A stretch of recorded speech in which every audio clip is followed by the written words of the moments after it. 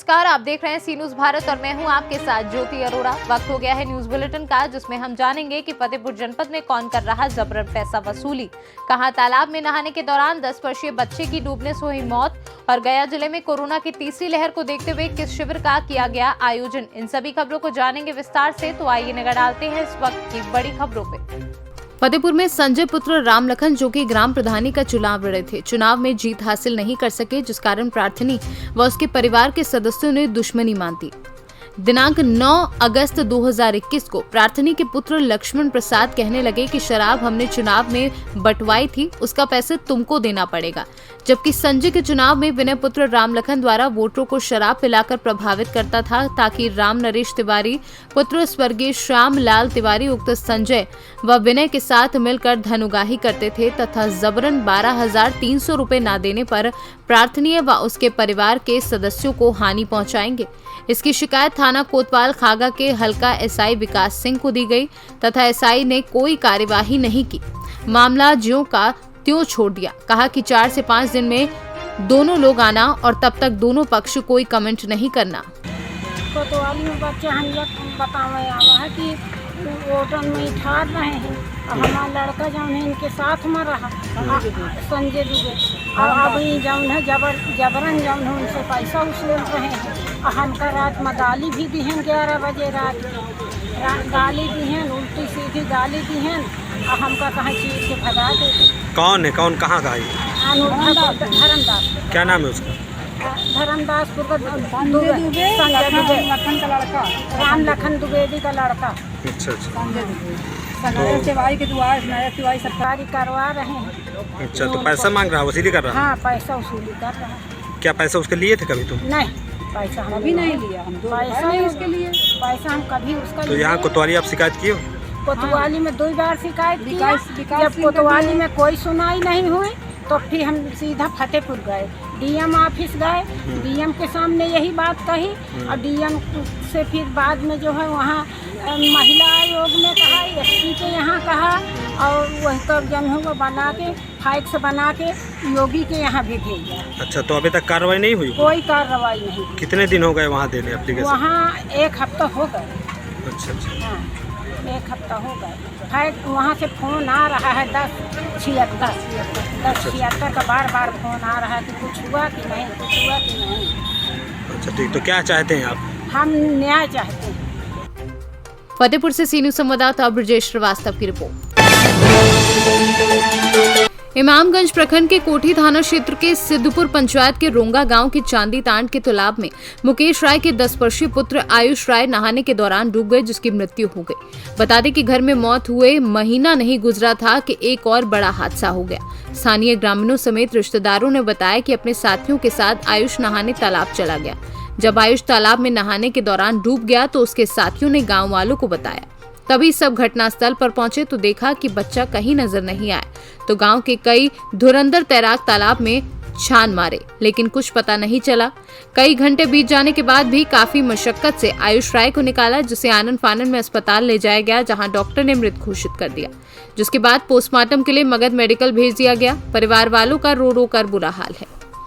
कैसे घटना घटी? ये एक तालाब है, उसके अंदर 3-4 फुट का पानी लगा हुआ है। कुछ बच्चे लोग साथ में नहाने गए हुए थे, ये डूब गया और लड़के लोग बोले कि उसके पानी के अंदर है। तब से गांव के लोग उसको ढूंढने लगे। 3-4 घंटा के बाद ये मिला।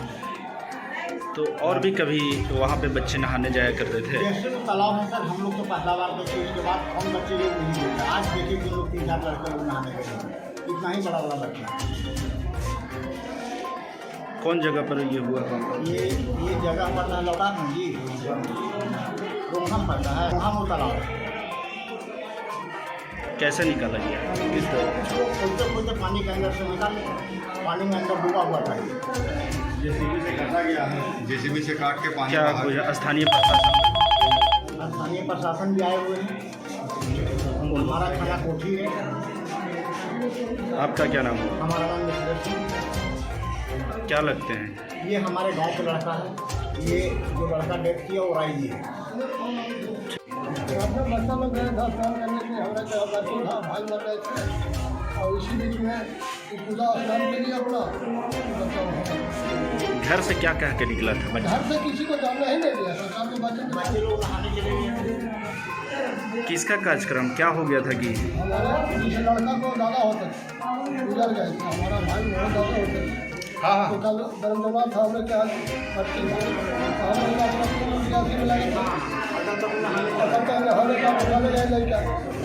एक बच्चा दौड़ गया घर टूट गया नहीं निकल सका डूबल है डूब गया। गाँव ग्राम सब मृत बच्चे के कितने भाई हैं? अकेला बहुत बेटा है। क्या करते हैं इनके पिताजी, क्या करते हैं? मालूम खाता आपका क्या नाम है? अपना नाम हुआ नित्यानंद राय। गया से सीनू संवाददाता अशोक शर्मा की रिपोर्ट। भारतीय जनता पार्टी नगर मंडल गढ़वा के द्वारा पुरानी बाजार रुक्मणी साहुन धर्मशाला में राष्ट्रीय स्वास्थ्य स्वयंसेवक अभियान कोरोना के तीसरी लहर को देखते हुए भाजपा सेवा भावना के तहत एक प्रशिक्षण शिविर का आयोजन किया गया। कार्यक्रम की शुरुआत डॉक्टर श्यामा प्रसाद मुखर्जी के चित्र पर दीप प्रज्वलित कर की गई। भारतीय जनता पार्टी नगर मंडल क्षेत्र में सभी 33 बूथ से एक महिला एक पुरुष लोगों को जोड़ा गया है। सभी बूथ से लोगों को बुलाकर प्रशिक्षण देने का कार्य किया जाएगा। भाजपा नगर मंडल के अध्यक्ष उमेश कश्यप की अध्यक्षता में कार्यक्रम हुआ। कार्यक्रम का संचालन महामंत्री यशवंत मिश्रा के द्वारा किया गया। कार्यक्रम में मुख्य रूप से कार्यक्रम प्रभारी जवाहर पासवान उपस्थित थे। झारखंड से सीनियर संवाददाता रवि रंजन चौबे की रिपोर्ट।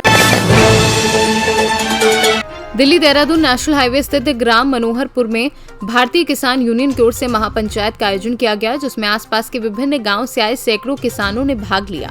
जिसमें भारतीय किसान यूनियन के प्रदेश अध्यक्ष चौधरी सुदेश पाल ने पंचायत को संबोधित करते हुए कहा कि आज किसान लाचार है, मजबूर है, अपने बोए हुए अनाज का सही दाम नहीं ले पा रहा है। जब सरकार से इसके लिए मांग की जाती है तो किसानों पर लाठीचार्ज किया जाता है, इसलिए हमें ये लड़ाई स्वयं इकट्ठे होकर खुद लड़नी होगी। मैं भारतीय किसान यूनियन तोमर से प्रदेश अध्यक्ष चौधरी सुदेश पाल, जो आज यहाँ मनोहरपुर में पंचायत की है। कुछ हमारे साथी पहले टिकैत यूनियन में थे और वे 20-30 हमारे भाई जो हैं आज तोमर में ज्वाइन करे हैं। उनके इस प्रोग्राम को लेकर हमें बहुत खुशी जो उन्होंने हमारा प्रोग्राम लिया और हम इसे तोमर भारतीय किसान यूनियन तोमर के विस्तार को बढ़ाने के लिए इन भाइयों को जिम्मेदारी सौंपेंगे और इस संगठन को मजबूत बनाने के लिए हम दर ऐसे ही हमारे प्रोग्राम हो रहे हैं। रोज 3 से 4 दिन प्रोग्राम होता रहता है। अच्छा अध्यक्ष जी, जैसे कि दिल्ली में गाजीपुर बॉर्डर पर धरना प्रदर्शन चला लगभग 8 साल भर होने को जा रहा है, क्योंकि सरकार जो है कहना अनदेखी कर रही है, तो उसके बारे में आप क्या कहना चाहेंगे? सरकार अनदेखी कर रही है। सरकार का हमारे पे इलाज है, हम उसका इलाज बजाय लठना देकर हम बटन के हिसाब से उससे जवाब देंगे। या बीजेपी सरकार हट्टी किस्म की है, जैसे एक बालक हट करता है तो ये हट पकड़ रही है।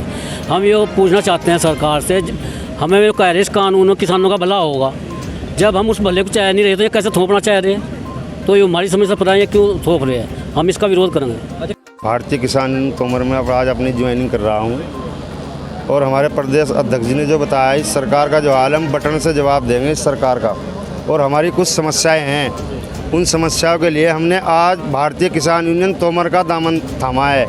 और हमारी कुछ समस्याएं नाले की समस्याएं हैं, बिजली के बिलों की समस्याएं हैं, गरीब जनता की समस्याएं हैं। उन समस्याओं को हल करने के लिए आज हमने किसान यूनियन तोमर का दामन थामा है। अच्छा, जैसे कि आज जो जिम्मेदारी आपको जो तोमर ग्रुप से दी गई है, आप अपनी हम अपनी इस किसान यूनियन तोमर की जिम्मेदारी जो आज हमें सौंपी गई है उसका हम पूरा तन मन धन से पूरा साथ दिया जाएगा। प्रदेश अध्यक्ष युवा प्रदेश अध्यक्ष उपेंद्र चौहान। अच्छा, जैसे कि जो कृषि कानून का विरोध चल रहा है दिल्ली में जी, आप क्या कहना चाहिए? आगे रणनीति क्या है कृषि कानून? आगे की रणनीति हमारे अध्यक्ष जी ने बताई है अभी, तो वही रहेगी कि लट से तो हम जवाब दे नहीं पाएंगे तो बटन से जरूर ही देंगे। और ये सरकार को आने वाले टाइम में पता भी लग जाएगा कि किसान एकता क्या है। सहारनपुर से सीनू संवाददाता आसिफ की रिपोर्ट।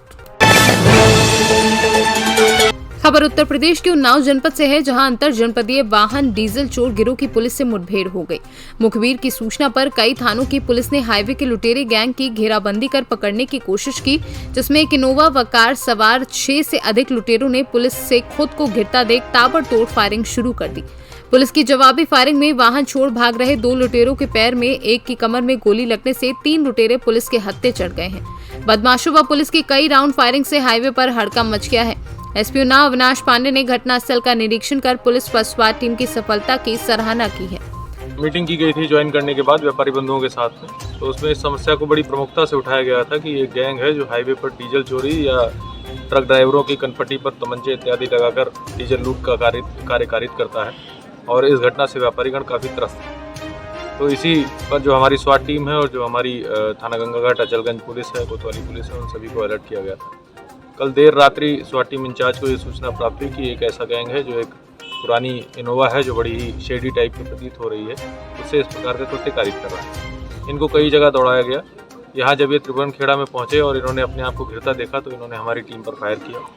जवाबी कार्रवाई में इसमें से 3 लोग जो इस इनोवा गाड़ी में थे, उन तीनों को गोली लगी है, एक के 2 गोलियाँ लगी हैं और उनको तत्काल घायल अवस्था में अस्पताल भिजवा दिया गया है उनके इलाज के लिए। इस गाड़ी की अभी जांच की गई तो ये देखा गया इससे अवैध असले बरामद हुए हैं। इसमें लगभग 8 जरीकेन जो तेल है वो बरामद हुआ है, जो कि सब लूटा हुआ लग रहा है और इसमें और भी कार्रवाई की जा रही है। ये भी पूछताछ की जा रही है कि ये तेल आखिर गैंग कहाँ तक जाता है और कैसे इसमें आगे कार्रवाई की जानी है, वो सारी कार्रवाई इसमें की जाएगी। धन्यवाद। उन्नाव से सीनू संवाददाता सुशील यादव की रिपोर्ट। अलीगढ़ श्री वाष्णी मंदिर में श्री कृष्ण जन्माष्टमी पर्व धार्मिक आस्था और हर्षोल्लास के साथ हर वर्ष मनाया जाता है। इस वर्ष भी श्री कृष्ण जन्माष्टमी एवं धूमधाम से पर्व की तैयारियां जोरों पर चल रही हैं। श्री वाष्णी मंदिर के व्यवस्थापक राधेश्याम गुप्ता स्क्रैप ने इस कार्यक्रम की जानकारी देते बताया कि श्री कृष्ण जन्माष्टमी के कार्यक्रम के लिए संपूर्ण मंदिर प्रांगण को सतरंगी लाइटों से सजाया जा रहा है, जो कि मुख्य आकर्षण रहेंगे। आज की प्रेस वार्ता का मुख्य उद्देश्य श्री योगीराज कृष्ण, जिनका कि ये वाष्णी मंदिर अलीगढ़ में प्रतिष्ठित है, विशाल मंदिर, उनकी लीलाओं को, जैसे कि उनकी लीला अपने जीवन में रची, हर लीला जनता को कोई ना कोई उपदेश देने की थी। चीरहरण एक अलग उपदेश देता था, महाभारत में गीता का ज्ञान, अधर्म पर धर्म की विजय का ज्ञान, इन सबको याद रखने के लिए एक त्योहार के रूप में जो जन्माष्टमी मनाया जाता है, उस पर्व को मनाने के लिए यह प्रेस वार्ता रखी गई है। इसी के साथ साथ 30 अगस्त 2021 दिन सोमवार को ये उत्सव रहेगा। बुधवार को फिर एक नंदोत्सव इस वाष्णी परिसर में, मंदिर परिसर में मनाया जाएगा। तो आप लोगों के सहयोग से सभी दर्शनार्थी, सभी कृष्ण भक्तों को ये अपील की जाती है कि वाष्णी मंदिर में आएँ, पधारें और पुण्य के भागीदार बने। अलीगढ़ से सीनू संवाददाता संजीव शर्मा की रिपोर्ट। कोरिया जिले में 15 अगस्त के दिन कोरिया पुलिस अधीक्षक संतोष कुमार सिंह के द्वारा नशे के खिलाफ एक मुहिम प्रारंभ की गई है, जिसका नाम निजात रखा गया है। आज रविवार को नारकोटिक ड्रग्स के खिलाफ चलाए जा रहे अभियान के तहत थाना पौंडी में नगर पुलिस अधीक्षक प्रतिपाल सिंह के द्वारा पुलिस टीम ने थाना परिसर में समस्त महिला स्वयं सेविकाओं, जनप्रतिनिधियों, गणमान्य नागरिकों की बैठक आयोजित की, जिसमें प्रमुख रूप से नगर पुलिस अधीक्षक चिरमिरी प्रतिपाल सिंह, सहायक उप निरीक्षक विनय तिवारी, नागपुर चौकी प्रभारी ममता करकेट्टा, स्थानीय पार्षद सुनील सिंह राजा मुखर्जी, मीडिया कर्मी के साथ लगभग 200 की संख्या में लोग उपस्थित रहे। सभी ने नारकोटिक ड्रग्स के खिलाफ चलाई जा रही मुहिम में सहभागी बनने आवश्यक रूप से शपथ ली। चलाया जा रहा लोगों के साथ निजात के लिए बातचीत की गई, इस संबंध में जानकारी दी। हमारे पुलिस अधीक्षक महोदय द्वारा जो निजात रथ का अभियान प्रारंभ किए हैं, उसी कड़ी में आज पौड़ी में आयोजन किया गया था, जिसमें हमारे सभी वार्ड के पार्षद महोदय, सभी धर्म समुदाय के सभी प्रमुख लोग तथा अन्य गणमान्य नागरिक, हमारे पत्रकार और मीडिया बंधु थे। सभी को इस निजात अभियान जो ड्रग्स के विरुद्ध मुहिम छेड़ा जा रहा है, उसके जो हमारे जो उद्देश्य हैं तीनों चरणों के बारे में हमने बारीकी से बताया उनसे, और सभी ने इस निजात अभियान में एक सहयोग बढ़ चढ़ कर देने के लिए आश्वासन दिए और सभी ने एक वचन दिए हैं कि हम जो है पुलिस के साथ हैं, पुलिस की कार्रवाई में हम सहयोग करेंगे। और मैं मानता हूं कि हमारे पौड़ी जैसी जगह में जहां पर अधिकांश इस बीमारी जो सामाजिक बुराई है वो बहुत यहाँ फैला हुआ है और उसका रिजल्ट हमको अच्छा मिलेगा और सभी ने हमको अच्छा इसमें सहयोग करने के आश्वासन दिया। 15 अगस्त से निजात कार्यक्रम प्रारंभ किया गया है, 15 दिन हो गए, किस प्रकार से कितनी सफलता प्राप्त हुई है पुलिस को? देखिए, अभी हम लोगों को जोड़ रहे हैं, प्रचार प्रसार हो रहा है, साथ साथ में जो सूचनाएं मिलती हैं हमको, अवैध जो गांजा है, ड्रग्स है, इंजेक्शन है या अवैध शराब, उस पर जो सूचना मिल रही है, जो हमारी उसमें आ रहे हैं, उस पर भी हम लोग लगातार अभी कार्रवाई कर रहे हैं। उसी तारतम्य में अभी इस क्षेत्र में कुछ शराब के भी केस बने हैं और हमारी प्रयास ये है कि जो भी इस तरह से गतिविधि है, यदि हमको फीडबैक अच्छा मिलता है, इसका रिजल्ट हम आपको दिखाएंगे। अभी हम लोगों से जोड़ रहे हैं और उनके माध्यम से हमको जहाँ जहाँ जानकारी मिलेगी वो करेंगे। साथ ही हम लोग इसके माध्यम से जो व्यक्ति अवैध कृत करने, विक्रय करने या वो ट्रांसपोर्ट करने के आदी थे, उनको भी हम एक आगाह किए हैं कि इस कृत्य से आप बाज आ जाएं, छोड़ दें, और हम यदि वे व्यक्ति छोड़ देते हैं तो हम कार्रवाई नहीं करेंगे। यदि वो आगे भी कार्रवाई इस तरह से कृत्य करते हैं तो उन पर तत्काल अच्छी कठोर कार्रवाई की जाएगी। कोरिया से सी न्यूज़ संवाददाता मुश्ताक कुरैशी की रिपोर्ट।